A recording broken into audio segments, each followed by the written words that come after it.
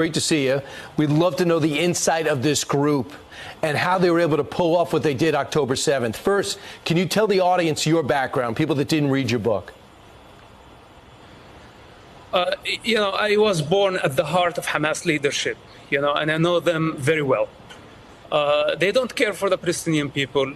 They don't regard the human life. And I saw their brutality firsthand back in 1996 when I spent about a year and a half in Megiddo prison. They killed so many Palestinian people at that time. And this is when I decided that I cannot be together with this movement.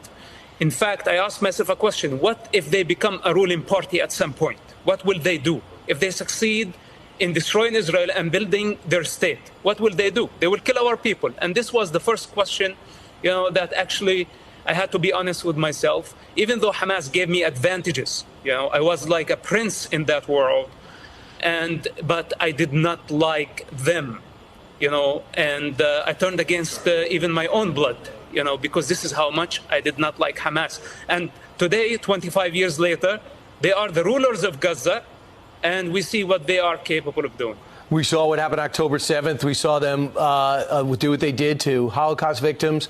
They have now over 200 hostages, murdered babies in their cribs, and we see the horror of what they're capable of. Now they've retreated back to Gaza, and a ground incursion is about to happen. Would you recommend Israel do this, and what will they find when they go in? Okay, first of all, we need to evacuate civilians as much as we can. This is an ugly war, and Israel did not start it. Hamas did. First of all, we need to encourage civilians to go into Egypt, possibly women and children, maybe men over 50 years old. These need to get out of the picture. Then the strip need to be cut two pieces, north and south, two parts. The northern part, this is where most of the tunnels are. We need to have a solid siege, okay, for long enough to deplete the enemy and to starve them. After that, we may need to explore using gas. This is sounds horrible, but I don't see any other option. The tunnels are interconnected, and gas could be one of the solutions, but this has to be in the right time. We cannot just rush into Gaza. There is no modern army that is prepared for this type of war. And most importantly, we need to get the civilians out of the picture. As long as there are civilians there, right, then the operation might be incomplete. But Mossab, you also say it's almost impossible for us to give aid to the Gaza Strip. $100 million we're about to give them and keep it away from Hamas. Don't you agree that that can't work? Look, after we destroy the tunnels, we need to finish Hamas rule in Gaza Strip. This is priority number one.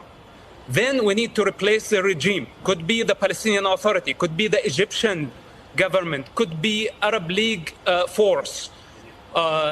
We need to replace their rule in Gaza. After that, we can talk about aid.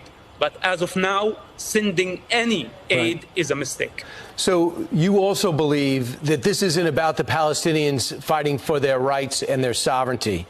What is the real mission of Hamas, and what do they really think of the Palestinian people? Hamas is not a national movement. Hamas is a religious movement with a goal to establish an Islamic state.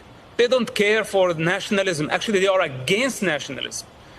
With that said, my understanding that they are using the Palestinian cause only to achieve their goals, so the long-term goal, transforming the Middle East and the world into an Islamic state. This is Hamas agendas, and they are not hidden, by the way.